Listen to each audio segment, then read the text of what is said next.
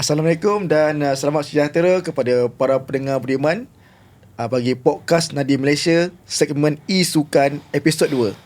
Pada kali ini kita akan membawa topik e-sport. Ya ke ada peluang kerjaya? Alright. Pada minggu lepas iaitu sesi yang episod yang pertama, kita telah bersama dengan Encik Nur Azli daripada Kementerian Bersukan bercerita pasal tentang kerjaya.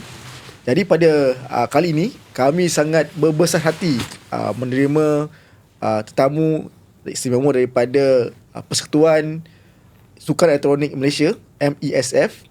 Sebelum kita menjemput pada panel jemputan kita pada kali ini, saya ingin bercerita kepada panel khususnya apa itu program Nadi X e-Sukan. Okey, program Nadi X e-Sukan ni merupakan satu program di bawah teras pembelajaran sepanjang hayat. Di bawah teras pembelajaran sepanjang hayat ni, kita ada elemen skill force, iaitu kemahiran. Di bawah skill force inilah ada TVET, ada e-sport. Jadi apakah itu pengisian bagi program Nadi X e-Sukan ni di Nadi? Okey, pengisiannya yang pertama adalah berkaitan dengan peluang-peluang kerjaya. Apakah peluang-peluang yang ada? Sebabnya mungkin ramai yang tahu pasal e-sukan tetapi mereka tak pasti apa lagi peluang-peluang yang ada selain daripada pro player ataupun content creator. Okay, yang kedua adalah pembinaan kemahiran, seperti bagaimana mereka melalui e-sukan ni boleh membantu mereka berfikir secara lebih kreatif, kritis dan juga pelbagai lah. Yang ketiga adalah kesedaran, iaitu kita sedar bahawa pada zaman sekarang ni e-sukan ni telah meluas di bandar pun ada, luar bandar pun ada. Namun masih lagi terdapat segelintir bukan setakat parent, ada juga sekolah-sekolah pun masih lagi menganggap e-sukan ini mengganggu pembelajaran. Seperti saya dapat feedback daripada beberapa petugas-petugas Nadi mengatakan ada guru-guru asrama sekalipun tidak benarkan pelajar-pelajar dia keluar daripada asrama untuk mengikuti program Nadi untuk e-sukan ni kerana katanya mengganggu PNP, pembelajaran. Jadi mungkin melalui program Nadi e-sukan ni kita boleh memberi sedikit kesedaran kepada komuniti bahawa e-sukan ini bukanlah satu jenayah, tetapi ada satu benda yang boleh mendatangkan manfaat sekiranya kita laksanakan dengan cara kaedah yang betul. Alright, terus saya tak nak mahu cerita lebih panjang pasal ini. Kita menjemput, saya kenalkan dulu panel jemputan kita pada hari ini daripada Persekutuan e-Sukan Malaysia MESF. Di sebelah hujung adalah Encik Muhammad Khair bin Matno, merupakan Naib Presiden 1, juga merupakan Presiden Persatuan Sukan Elektronik Pulau Pinang. Selamat datang Encik Khair. Selamat datang. Okay. Muka macam malam macam menyanyi sikit tu. Okey. Okey, kemudian di sebelah saya ni pula adalah Encik Faris Faizal bin Samsul, Naib Presiden 2 MESF. Saya panggil Encik Faris ya. Ya betul. Okey, ada nama glamour? Tak ada Faris. Tak ada Faris, okey. Alright, okey. Jadi rasanya tak kenal maka tak cinta Jadi sebelum kita cerita panjang pasal kejaya-kejaya ni, kita mungkin boleh Encik K dulu kenalkan diri, mungkin pengalaman dalam e-sukan khususnya, supaya para pendengar khususnya komuniti Nadi kenal siapa Encik K ni. Okey. Bismillahirrahmanirrahim. Terima kasih kepada Nadi Malaysia lah kerana sudi berjemput kita sebagai Persekutuan Sukan Elektronik Malaysia, badan induk yang menguruskan hal dan ekosistem e-sport di Malaysia. Pertamanya kita badan induk ni sememangnya lah kita banyak benda kita nak fikir untuk kita bangunkan ekosistem e-sport tu sendiri, terutamanya macam Cik kata tadi berkenaan di sekolah dan di sebagainya lah. Kita badan induk pun kita tengah banyak merangka program, terutamanya program-program pembangunan pelajar sekolah bawah 18, bawah 17 tahun, dan kita juga merangka program untuk dijadi sekolah ada modul kurikulum. Di bawah MSF kita telah berbincang dengan pihak Kementerian Pelajaran untuk membawa modul kurikulum itu masuk ke sekolah. Seperti sedia maklumlah, kita tahu ibu bapa ni dia ada masih lagi ada yang negatif berkenaan e-sport. Betul-betul. Sebab itu kita merangka modul untuk kita masuk ke kelas dan kita akan bertanggungjawab terhadap modul tu. Kita nak bagi orang kata pengenalan berkenaan e-sport, cerita pasal ekosistem e-sport di sekolah, dan kita nak libatkan atlet-atlet yang merupakan pelajar sekolah juga. Pada 2 bulan lepas lah kita telah bincang dengan pihak KPM. Kita telah merangka pembunian modul tersebut. So alhamdulillah feedback KPM tu baik sangat. Okay. Itu dari segi pembangunan modul untuk kita ke sekolah lah. Dalam waktu yang sama juga kita pun tengah merangka modul untuk kita adakan modul untuk jurulatih. Dia ada jurulatih sebagai pengurus pasukan, kru teknikal. Inilah peluang yang dikatakan tadi tu, peluang kejaya tu. So maksudnya e-sport hari ini bukan sekadar bermain game, tetapi peluang kejaya dia menjadi jurulatih, manager, menjadi kru teknikal, marshal dan sebagainya lah dalam peluang e-sport tu sendiri. Itu juga kita buat di bawah MSF untuk kita buat modul tersebut. Dan kita juga baru ni kita ada CMMOU berkenaan dengan TVET. TVET e-sport. So kita akan lepas ni kita akan orang kata apa? Wawarkanlah TVET e-sport ni macam mana. Macam mana nak join dan sertai TVET e-sport tersebut. Bila ya? InsyaAllah lah dalam waktu cepat. Kita sekarang ni merangka modul TVET tu lah. Okey. Terima kasih Cik K. Okey, Cik Faizal, mungkin boleh bercerita sikit pasal diri Cik K ke? Diri Cik Faizal, Cik Faris, Cik Faris. Pasal mungkin pengalaman ke, sebab saya difahamkan Cik Faris ni pun ada tim yang sedang bertanding di liga yang besar di Malaysia. Assalamualaikum. Nama saya Faris. Terus ni saya ucapkan terima kasih kepada Nadi Malaysia sebab jemput pihak kami daripada MSF untuk memberi ruang di site sini lah. Jadi nama saya Faris. Saya merupakan NET Presiden 2 untuk Suatu Sukan Elektronik Malaysia, MSF. Saya tak langsung kalau untuk bisnes ni dalam kerjaya saya itulah memang untuk buat bisnes juga. Ada few. Dan juga saya juga ialah founder untuk JP9ers lah. So JP9ers ni satu tim yang mana kita ialah tim profesional dalam bidang e-sport. Jadi kita terlibat sebelum ni kita dah start dengan nama branding sebelum ni, nama NC, bawah persatuan juga masa tu. NC tu Negeri Sembilan E-Sport Association pada tahun sekitar 2021. Mana kita start game dengan PUBG Mobile. Masa tu kita masuk Professional League. Alhamdulillah masa tu kejayaan kita bawa menang dalam selain pada Liga Profesional, kita juga bawa tim untuk mewakili Malaysia dalam SEA Games dan di Vietnam waktu tu 2022. Mana kita menang untuk pingat gangsa lah.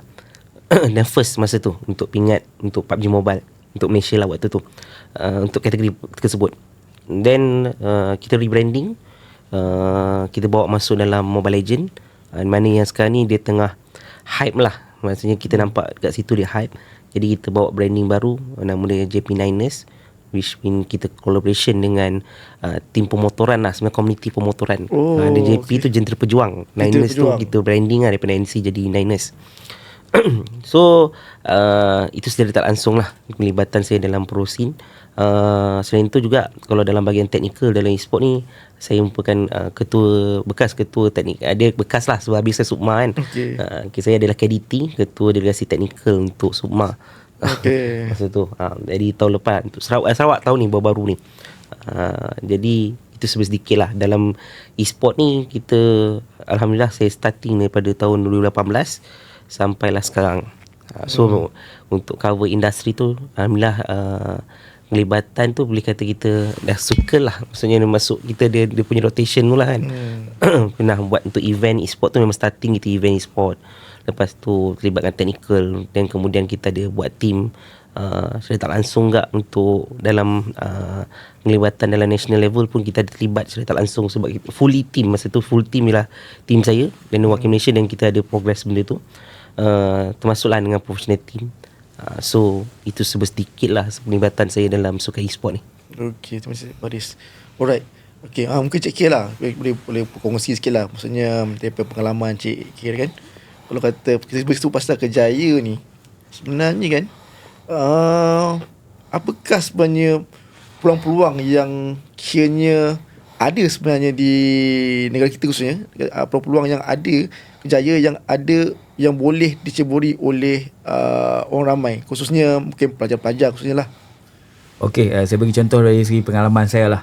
Contoh saya di Pulau Pinang, kita ada macam tak sehebat Faris lah. Dia boleh bawa tim pro player masuk ni. Tapi macam saya ni biasa je.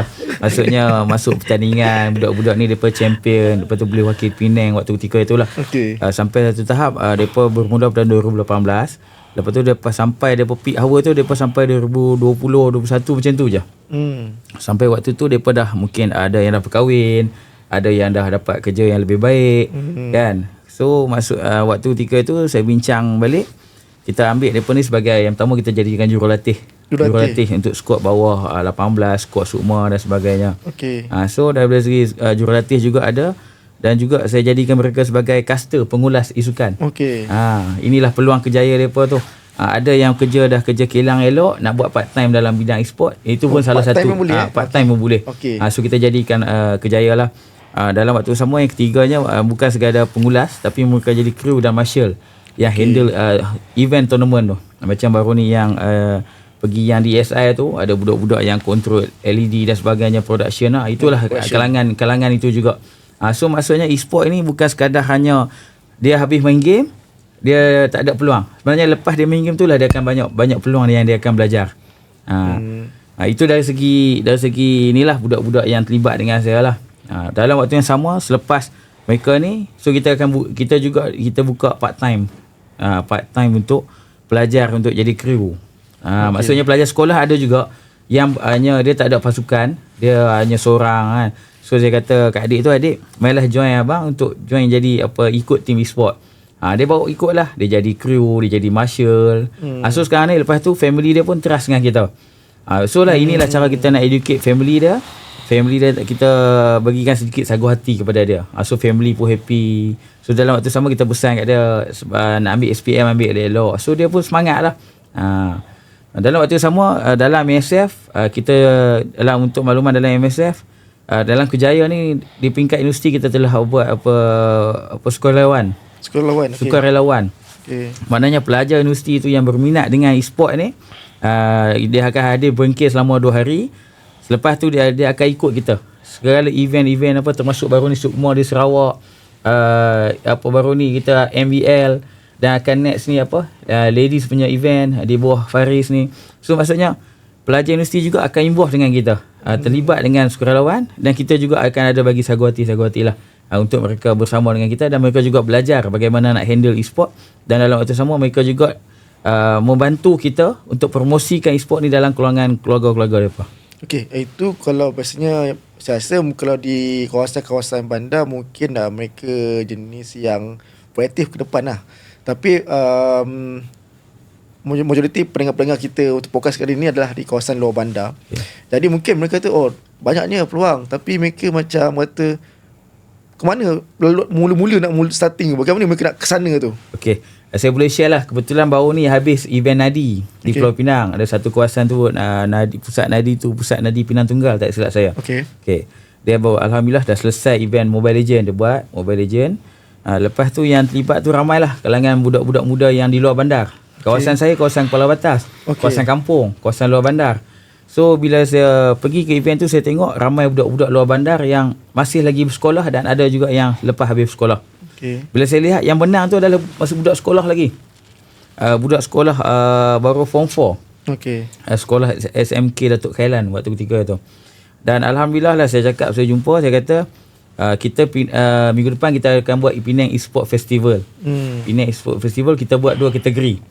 Yang pertama kategori sekolah, yang kedua kategori terbuka. Siapa-siapa pun boleh join. Tapi hak sekolah ni saya baru buka register baru seminggu, baru 4 hari 5 hari.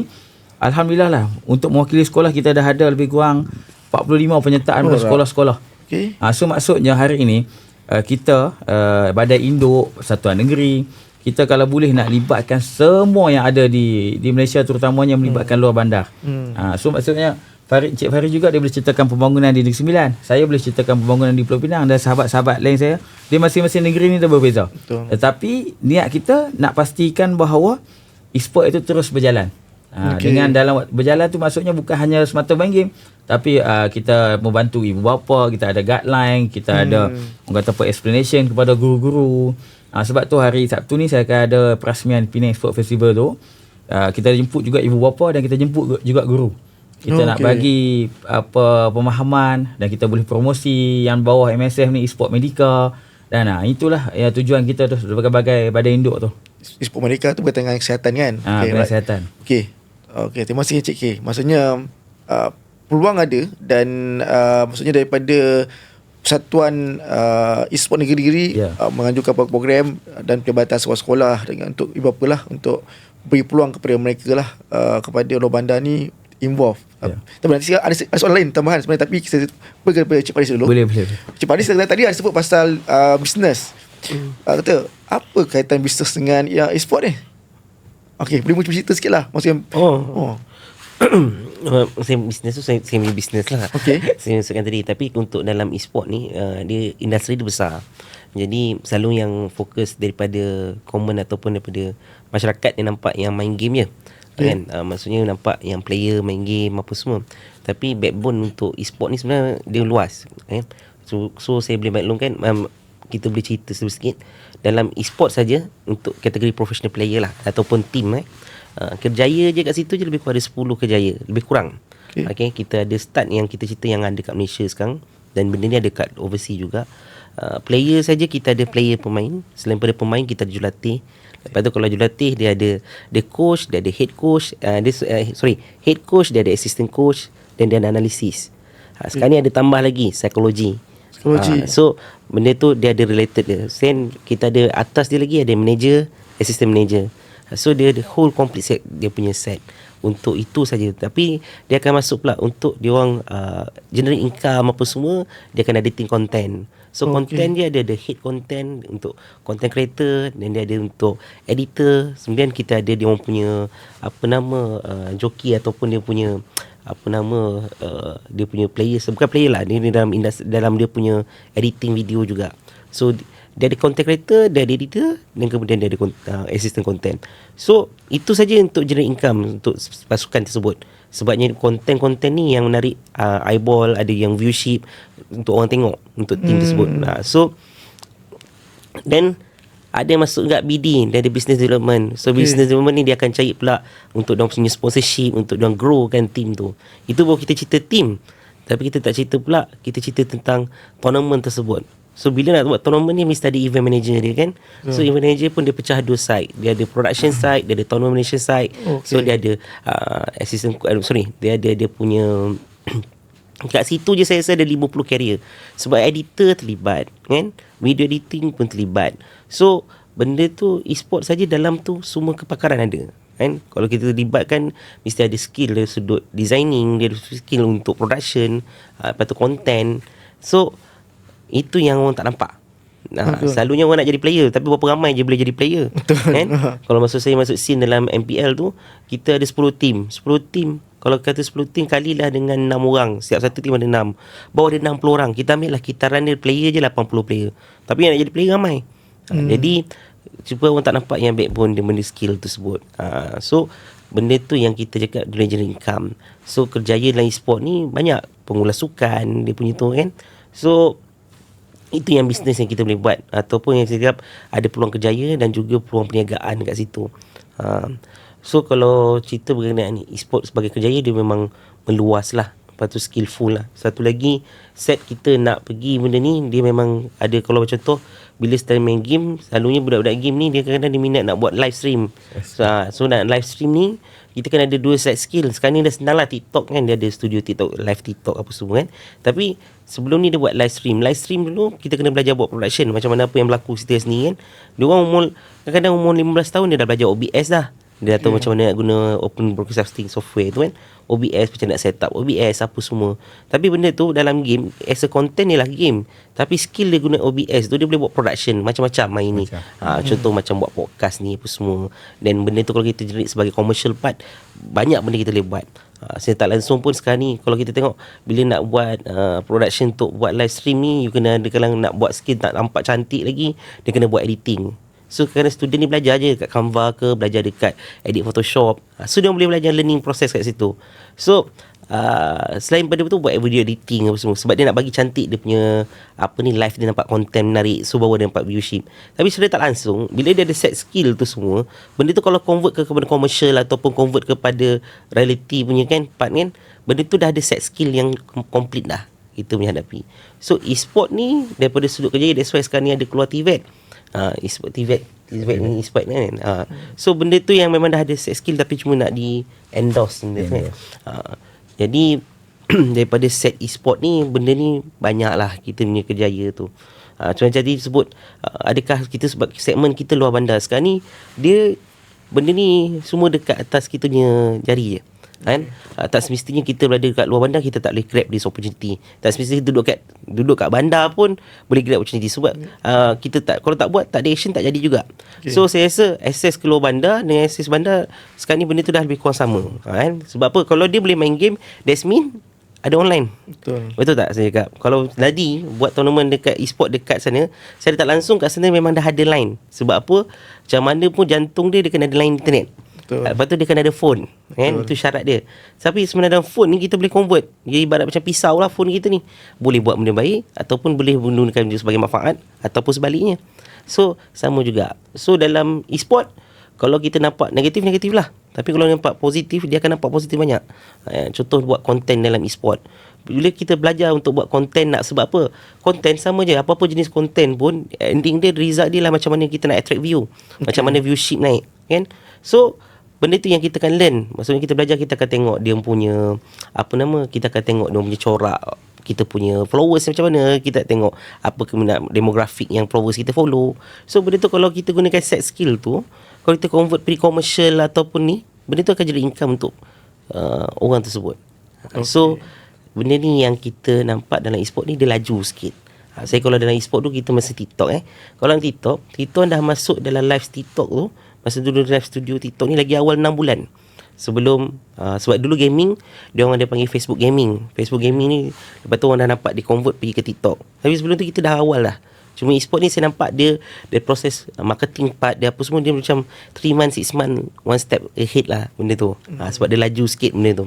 Jadi that's why kalau macam bila kita dalam e-sport ni bidang, kalau kita tengok siapa yang buat live streaming ke apa semua waktu COVID, dia boleh survive lah. Banyakkannya benda tu berlaku kan. Jadi dia orang belajar benda-benda ni semua, maksudnya buat tu production part semua.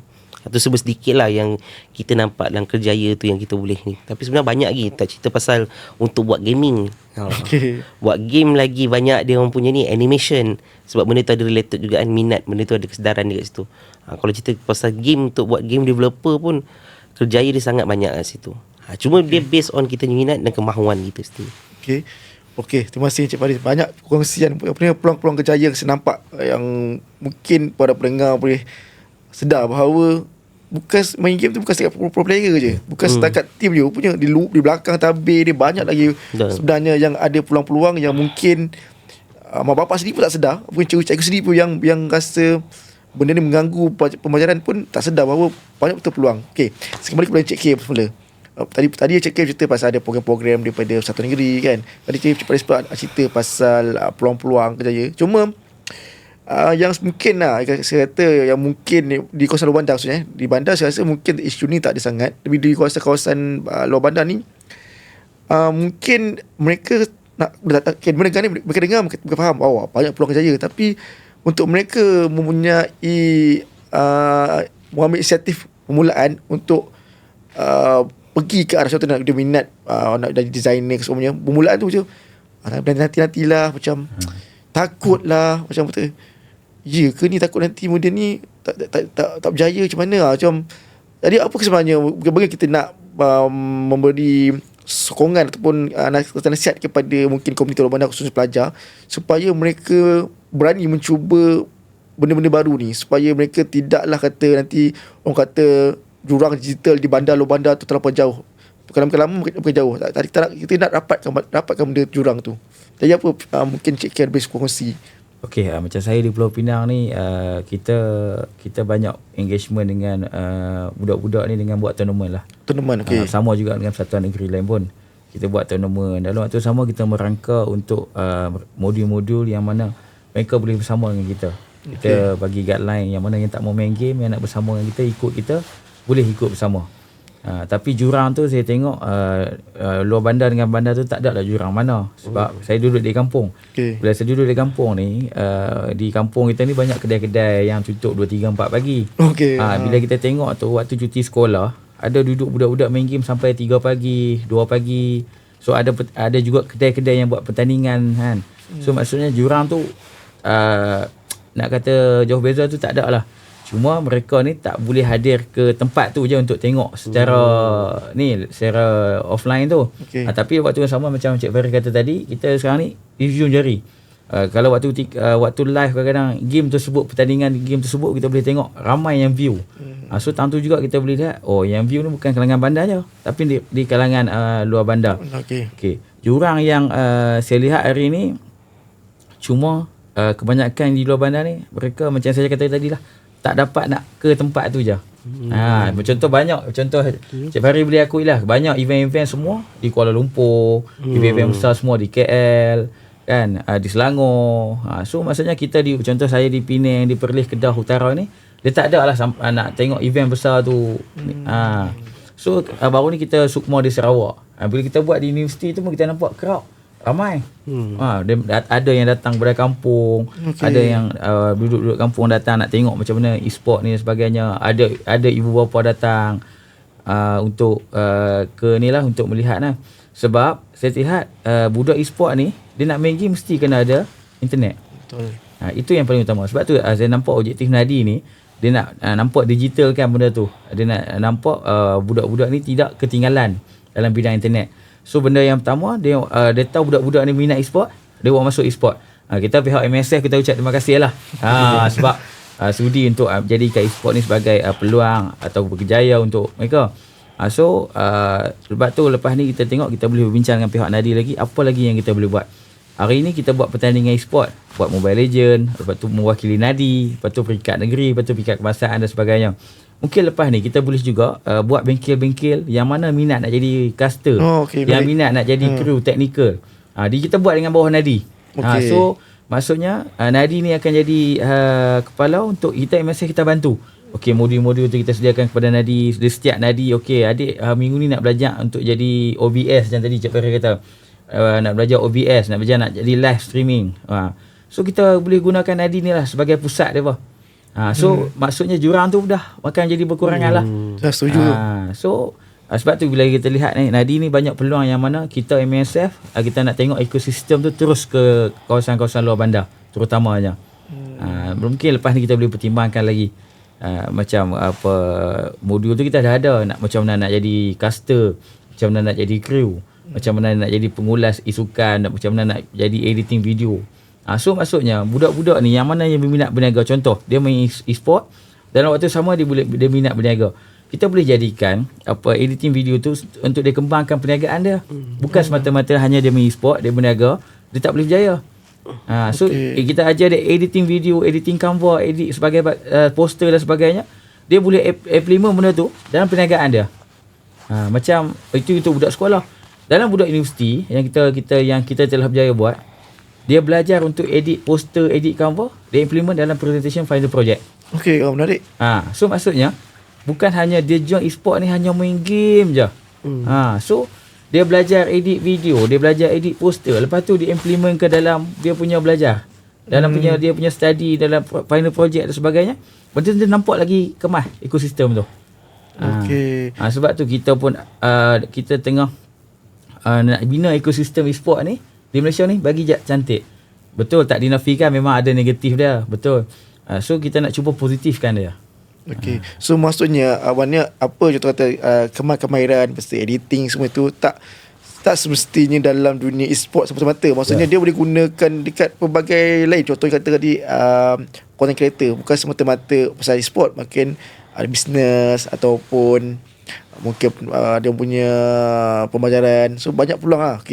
So saya rasa itu benda-benda input yang mungkin pendengar khususnya dua bandar ni kena take note lah. Maksudnya apabila ilmu-ilmu yang dibelajar ni, dia ada cabang-cabang yang luas, bukan satu cabang saja. Jadi kalau pendengar-pendengar ni mungkin daripada golongan guru-guru ataupun daripada ibu bapa, boleh nampak kot bahawa e-sport ni, saya ulang balik, bukan satu jenayah yang ditakuti, tapi satu peluang yang meluas, terutama di zaman teknologi yang semakin pusat membangun. Telefon pun setiap 6 bulan kadang tukar-tukar dia punya versi. So mungkin Cik Faris boleh tambah sikit lah berkaitan dengan pasal kerjaya ataupun pasal peluang-peluang yang ada untuk dalam e-sport ni di Malaysia khususnya. Okey. Macam mana mereka ni selain daripada join kursus-kursus ni, mereka boleh tambah lagi mereka punya ilmu, khususnya di Rwanda. Maksudnya mungkin lah ada universiti-universiti ke ataupun daripada agensi tertentu yang ada tawarkan peluang-peluang kepada individu yang nak bekerja part time seumpamanya. Sebab mungkin dia kata kita cerita pasal percaya, tapi kalau tak ada peluang, macam mana mereka nak tunjukkan mereka punya bakat? Mana tempat belajar kan je? Belajar ke ataupun peluang-peluang agensi yang boleh tawarkan kerjaan ke? Boleh lah Cik Faris share pasal baju macam mana okay. Okay. Itu lebih nampak orang lebih menarik. Sebab baju ni kita pakai. Okay. Cik Faris boleh Boleh share. juga. Jadi ejen ke dan sebagainya. So kalau belajar ni first ialah kalau macam ni, kalau belajar ni, kalau kita pasal study sekarang ni, dia kan e-sport saja. Maknanya kita cerita industri gaming lah. Industri gaming, okay. Gaming lah. Sama same e-sport, tapi e-sport lebih pada gaming untuk dia performance-nya part. Okay. Sebab apa maksudnya istilah e-sport tu? Apa beza gaming dengan e-sport? Okay. Yang istilah tu, e-sport ni apa benda yang dipertandingkan dalam bentuk digital, dia lah ialah e-sport lah. Okay. Gaming ni yang kita main ni, dia ada dua community pula. Dia ada gamers, leisure kan, dia leisure, dia santai punya, main untuk hobi. Okay. Tapi e-sport ni lebih pada dia once saya attend e-sport dia attend ialah untuk kompetitif. Dia say e-sport. Kompetitif pertandingan lah. Ya, kalau masuk join walaupun main dengan Candy Crush, kalau benda tu dia pertandingan, itu e-sport. Itu e-sport. Sebab dia ada daya saing, competition. Okay, maksudnya kalau tak ada itu just main, kita main hobi. selalu main saja hobi. Gamers. Gamers lah.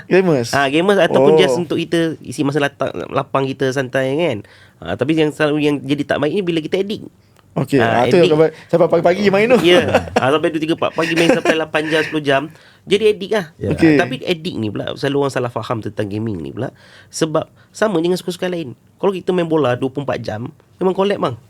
Sama juga kalau main e-sport, main game ni 24 jam pun collab. Dia sampai melalai kan. Okay. That's why kalau dalam e-sport lagi sikit lah untuk ni just untuk kita sharing gaming disorder ataupun game disorder lah, gaming disorder. Okay. Saya bawah e-sport Medical e-sport. Saya salah seorang co-founder masa tu. Ya, co-founder untuk e-sport Medical lah. Saya bersama Dr. Zatul. Kita buat gaming disorder, dia tak akan berlaku kepada player e-sport. Dia akan berlaku kepada mass. Sebab game mass ni maksudnya yang public lah. Okay, public, anak-anak kita alright. ke apa semua main kan, dia akan berlaku gaming disorder. Yang tu yang ada potensi. Tapi dia akan less berlaku dekat pro player. Takkan berlaku. Sebab pro player dia tahu apa objektif dia. Dia tahu main untuk kompetitif, dia tahu untuk main macam mana nak main untuk sihat, macam mana nak main untuk menang. That's why dia kadang-kadang tidur kena cukup. Sebab apa, esok tournament dia kena main dengan keadaan yang fresh. Sama macam main bola lah. Sama macam main suka-suka lain. So dia main pun dia ada 8 jam je lebih kurang, 10 jam. Atau main 10 jam dia takkan straight, dia akan ada berhenti, more discussion apa semua. Tapi kalau gamers, dia main hantar pi lah kan. Okay. Dia akan main sampai dia sepuas. Sampai dia jadi addict. Bila tu dia tak boleh kalah, lepas tu dia main lagi, kalah dia main kan. So benda tu yang berlaku lah kan. Berbalik-balik pada peluang kerjaya untuk peluang pelajaran ni, e-sport ni, sebenarnya banyak. Kalau dalam industri game, kita benda ni bukan sebelum e-sport pun benda ni dah berlaku. Dah ada tawaran macam dekat multimedia MMU untuk bahagian untuk buat gaming development apa semua kan. Saya rasa banyak opsi pun ada.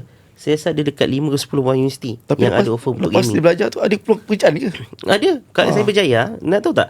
Untuk Capcom yang main game ni, kalau tak salah saya ni, information taken saya, bawah MDEX ni, gaming untuk Street Fighter. Sebab tu okay.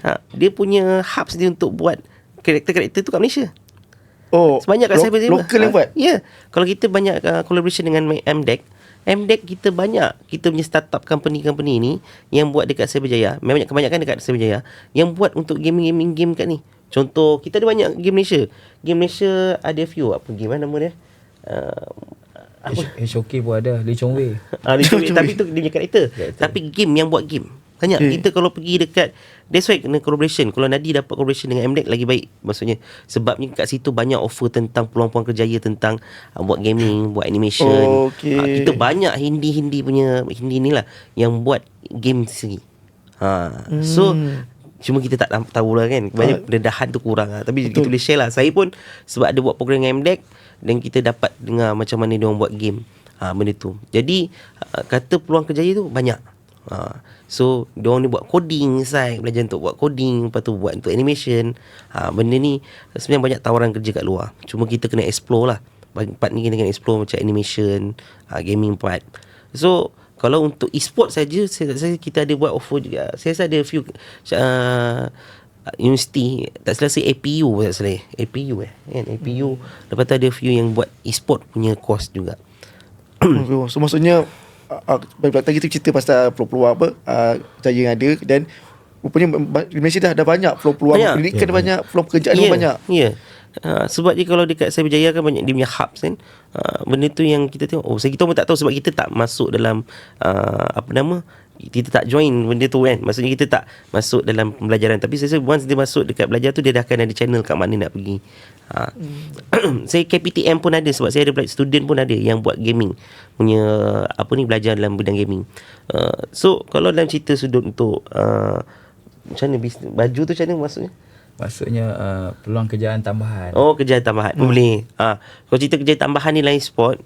Sekarang ni dia tengok dia punya Dia ada follower dia. Maksudnya selain pada buat konten, okey, contoh korang boleh sekarang ni diorang banyak buat review lah, paid review ke apa semua, buat konten dalam e-sport. Sebenarnya untuk buat konten e-sport yang saya cakap, buat konten untuk e-sport macam kami lah dalam team ni. Kalau diorang pandai buat konten, dia boleh create banyak followers. Kita willing untuk paid untuk hire dengan kita orang. Sebab apa? Kebanyakannya bila dia orang buat konten dalam banyak macam-macam lah.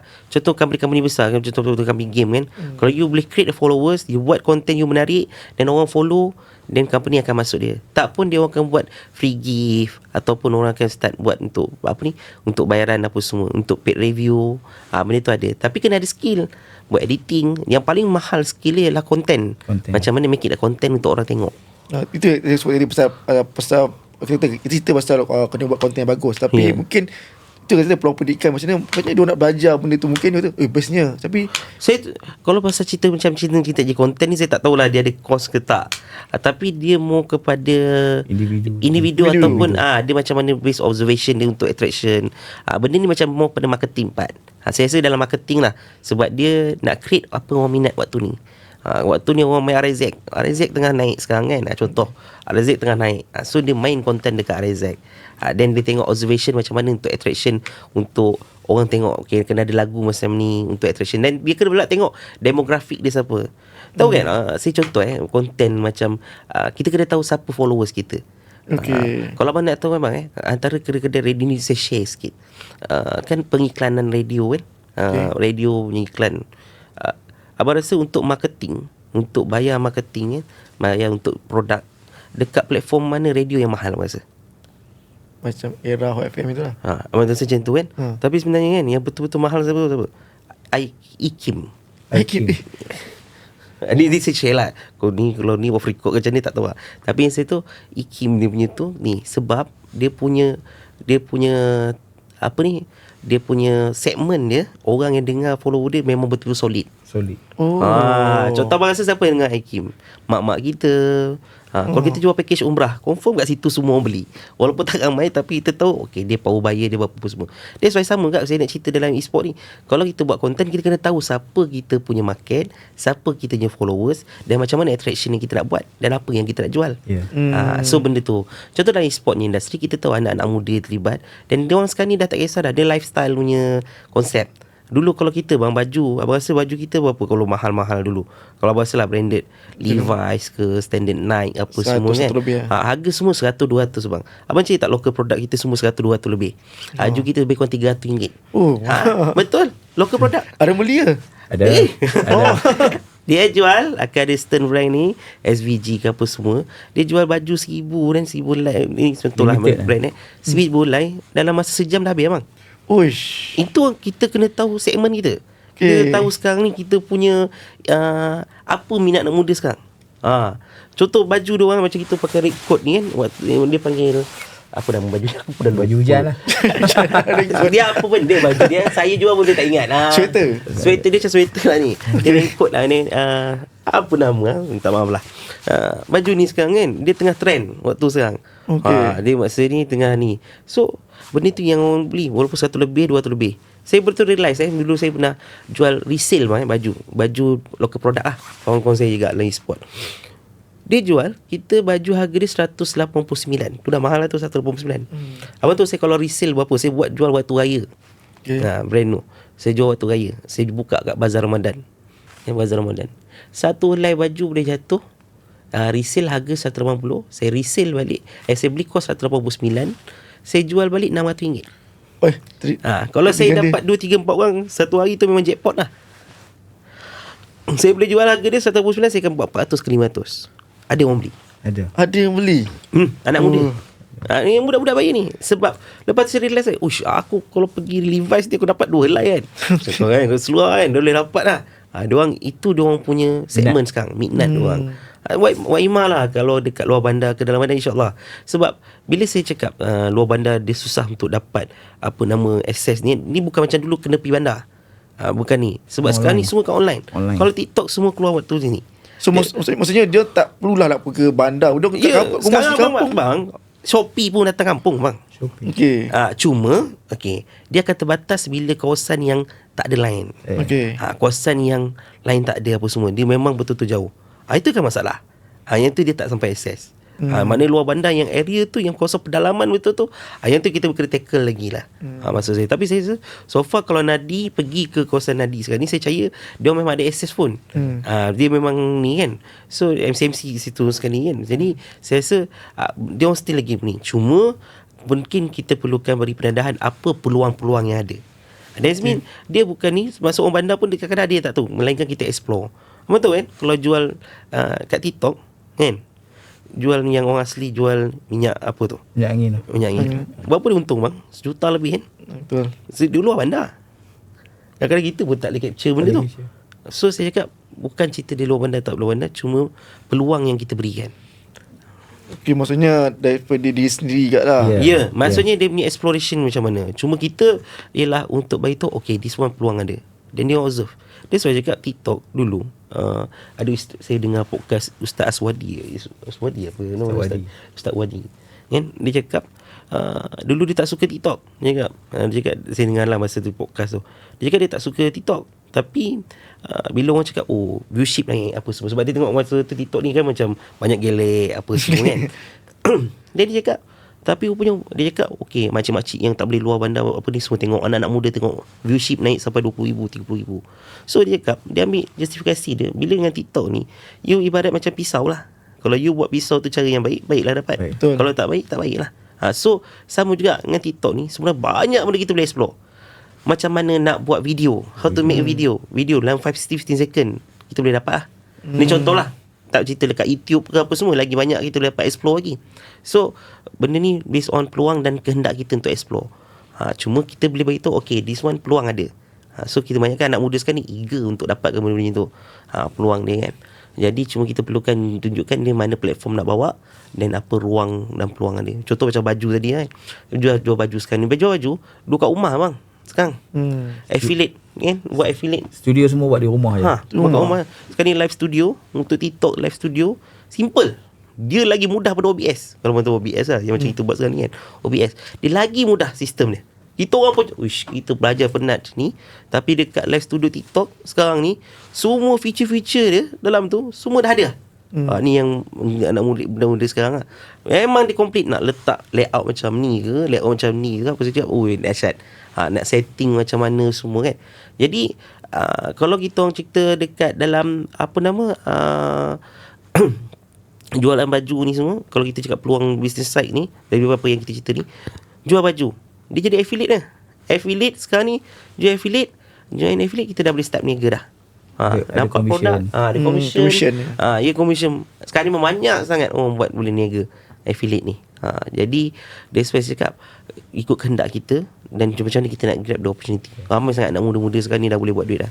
Jadi maksudnya Nadi di sebelum Nadi ni bukan hampir majoriti dia berdua bandar. So fasiliti yang ada ni lah yang peluang untuk kepada komuniti. So kita nampak lah apa kita boleh plan lah dengan Nadi, apa perancangan Nadi selepas ni. Walau contoh kita duduk di Badai Induk, Kita duduk satu negeri. Tapi kita tak bekerjasama dengan Nadi pun satu masalah juga, sebab Nadi dah ada di kawasan luar bandar. Betul. Itu satu peluang yang baik lah. So kita MSF ni bagi kita nampak lah pembinaan ekosistem e-sport tu kita boleh wajib lah bekerjasama dengan agensi kerajaan. Sebab tu kita boleh nampak macam-macam lagi peluang. Okey, terima kasih banyak bang. Sebab jadi Nadi punya part macam cerita-cerita tadi kan, yang masalah dia bila dia buat tournament e-sport, sebenarnya e-sport abang tahu pro player kebanyakannya banyak di luar bandar bang. Daripada Sabah apa semua kan? Baling. Kalau itu orang, kalau player yang kita orang tahu dekat mana yang paling power, abang rasa ke mana? Sama Sarawak kan? Sabah bang. Sabah paling banyak kita orang rasa, yang kita orang rasa kat situ kita punya talent banyak situ. Dia di luar bandar. Kadang-kadang dia orang punya pin, kalau kita main game pin kat Malaysia kat Semenanjung ni 30 game MS lah, 30 bawah 10 kita boleh dapat. Kat sana 120 tapi dia boleh menang. Okey. Jadi dia orang punya skillful pun power. Jadi dekat luar bandar memang kita explore. Cuma masalah dia orang ni ialah sebab bila main game ni dia orang main kadang-kadang bukan main sebelah rumah kawan kita ke apa semua. Dia akan main orang seorang kat Sarawak, seorang Seremban, seorang kat Rembau apa semua kan. Dia jauh-jauh. Kebiasaan e-sport tu that's why dia susah nak buat tournament tu. Bila nak buat satu kampung sama kan, ada susah sikit. Sebab apa? Dia main no limit. Dia main tak ada boundary dah. Dia main kawan-kawan dia semua main duduk mana-mana jauh. Dah jadi biasa dah. Kan? Jadi bila kita cakap, cuma masalah dia bila dia nak pergi ke venue. Itu akan ada masalah. Dia akan ada benda tu. Tapi bila ada Nadi, bagi saya kita banyak benda kita boleh buat. Dia jadi macam center untuk agent. Maksudnya center lah kan. Center untuk anak muda. Untuk kita access dengan diorang. Dan diorang dapat sana, kita dapat info. Dia akan create something semua. So ada yang take care untuk diorang dapat info. Macam mana pun kena ada fizikal juga. Betul. Daripada online ni dia kena ada fizikal ni. Dan saya rasa Nadi ni bukan sekadar untuk e-sport saja. Mungkin akan banyak lagi lah macam mana nak dapatkan peluang pekerjaan. Agensi pekerjaan mungkin akan cari Nadi juga lepas ni. Betul. Lepas tu kilang-kilang nak dapatkan anak-anak muda di kawasan setempat tu lah.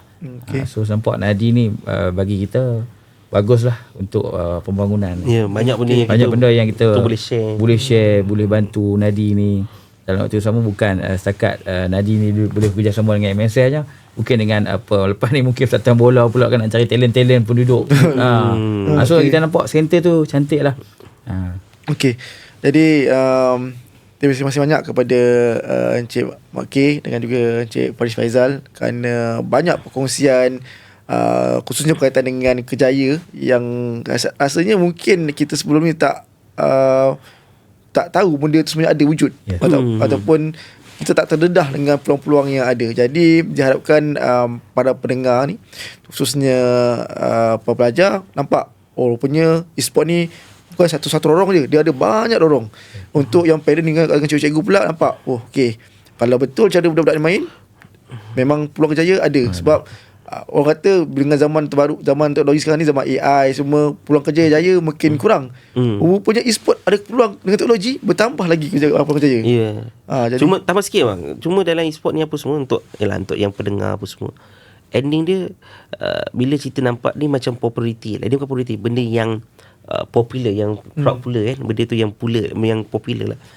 Apa-apa kebanyakan yang anak muda habiskan belajar. Betul. Itu je. Nak jadi content creator ke, nak jadi apa, benda tu semua nampak manis. Betul. Nak jadi pro player sampai berhenti belajar. Ada 15 tahun, 16 tahun ramai. Masa PKP dulu ramai. Kita nak tahu kadar sekolah yang pergi sekolah tak kisahlah luar bandar ke dalam bandar. Umur 16 tahun ramai dah tak sekolah. Betul tak? Berapa ramai yang mau berhenti? Sebab apa? Dengan kita ada, dia panggil apa kalau buat Grab ni, apa nama bisnes dia? Gig ekonomi. Gig ekonomi kan.